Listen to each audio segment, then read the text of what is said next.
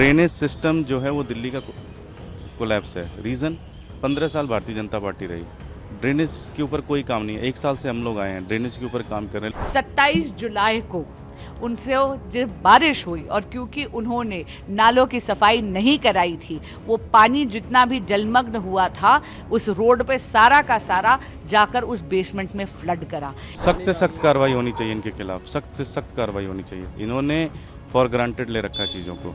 इन बच्चों की मौत की जिम्मेदारी पूरी की पूरी तरह स्थानीय विधायक माननीय दुर्गेश पाठक जी की है और केजरीवाल जी की निकम्मी सरकार की है। ड्रेनेज सिस्टम जो है वो दिल्ली का कोलैप्स है। रीज़न 15 साल भारतीय जनता पार्टी रही, ड्रेनेज के ऊपर कोई काम नहीं है। 1 साल से हम लोग आए हैं, ड्रेनेज के ऊपर काम कर रहे हैं। लेकिन मैं किसी ब्लेम गेम में नहीं जाना चाहता हूँ। मैं चाहता हूँ इसकी जांच हो और जो भी जिम्मेदार उसके खिलाफ सख्त से सख्त कार्रवाई हो। आपने कहा बीजेपी 15 साल शासन में रही, बीजेपी के लोग कल वहाँ पे पहुंचे थे, बांसुरी स्वराज, वीरेंद्र सचदेवा, वो लोग सीधे तौर पे आप लोगों पे आरोप लगा रहे हैं। सचदेवा और बांसुरी स्वराज ने आपका नाम लेकर कहा कि एमसीडी के प्रभारी हैं दुर्गेश पाठक, लेकिन किया क्या इतने सालों में? देखिए, वो राजनीति करेंगे, उसकी राजनीति में नहीं जाना, सलूशन पे जाना है। सलूशन यही है कि जब तक आप इस तरह के बेसमेंट के ऊपर बहुत एक्शन नहीं लेंगे, स्ट्रॉन्ग एक्शन नहीं लेंगे, तब तक ये चीज़ें होती रहेंगी, चलती रहेंगी।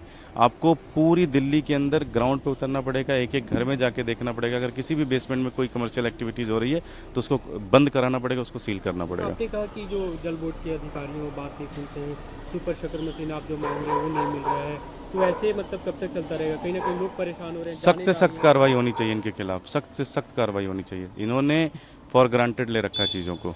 मतलब कैसे कार्रवाई होगी? आपको क्या लगता है कि अब क्या कुछ किया जाना चाहिए इस मामले में? डिस्कस करते हैं मिनिस्टर एंड सारे लोगों से, इनके खिलाफ से सख्त कार्रवाई होनी चाहिए। क्योंकि मैं अभी 20-25 दिन पहले मैं मिल के आया हूँ जल बोर्ड के सीईओ से, एमसीडी के ऑफिसर से मिल के आया हूँ। आप मेरे उसमें फेसबुक पे चले जाइए, ट्विटर पे चले जाइए, मैंने सारी जगह फोटोग्राफ्स डाल के पब्लिक की हुई है। कंप्लीट जब तक ये नहीं होगा तब तक कोई भी, आप समझिए, कई जगहों पे सीवर्स ब्लॉक हैं, कई जगहों पे सीवर टूटी हुई हैं, उनको चेंज करने की ज़रूरत है और कोई एक्शन नहीं ले रही है। ये बात आरोप प्रत्यारोप की नहीं है। मैं आपको बता रही हूँ 22 जुलाई 2024 को माननीय विधायक दुर्गेश पाठक जी के संज्ञान में ये मुद्दा लाया गया था। तब उन्होंने बहुत ही व्यंग करते हुए ये ट्वीट ज़रूर कर दिया, लेकिन कोई एक्शन नहीं करा। 24 जुलाई 2024 को पुनः उस एरिया की ये फोटोग्राफ उनके संज्ञान में लाई गई। उन्होंने मैसेज तो पढ़ लिया लेकिन फिर दोबारा कुछ नहीं करा। 27 जुलाई को उनसे जब बारिश हुई और क्योंकि उन्होंने नालों की सफाई नहीं कराई थी, वो पानी जितना भी जलमग्न हुआ था उस रोड पे सारा का सारा जाकर उस बेसमेंट में फ्लड करा। इन बच्चों की मौत की जिम्मेदारी पूरी की पूरी तरह स्थानीय विधायक माननीय दुर्गेश पाठक जी की है और केजरीवाल जी की निकम्मी सरकार की है। एमसीडी आम आदमी पार्टी की गवर्नेंस में है, दिल्ली जल बोर्ड आम आदमी पार्टी की गवर्नेंस में है, ड्रेन साफ करने का पूरा कार्यभार केजरीवाल सरकार का है, रोड्स की मरम्मत का कार्यभार केजरीवाल सरकार का है। मुझे ये बताइए, जब राजेंद्र नगर में विधायक आम आदमी पार्टी का है, पार्षद आम आदमी पार्टी का है, इन सब डिपार्टमेंट्स के ऊपर, इन सब पे अधिकार क्षेत्र भी आम आदमी पार्टी का है, तो इस नाले की सफाई क्यों नहीं हुई? ये एक ऐसी ट्रेजेडी थी जो बिल्कुल और कंप्लीटली अवॉइडेबल थी। सौरभ भारद्वाज ने एक ट्वीट किया है, उन्होंने एक वीडियो दिखाया जिसमें वे सीएस को इसे लेकर अपनी तरफ से बात करें कि डिसेल्टिंग नहीं हुई। उनका कहना है कि एलजी के अधिकार क्षेत्र में सभी अधिकारी आते हैं और हमारी बात नहीं सुनते अधिकारी। सौरभ भारद्वाज जी क्या इतने लाचार मंत्री हैं दिल्ली सरकार के? मैं उनसे पूछना चाहती हूँ, ये तो मुद्दा ट्रांसफर पोस्टिंग का है ही नहीं।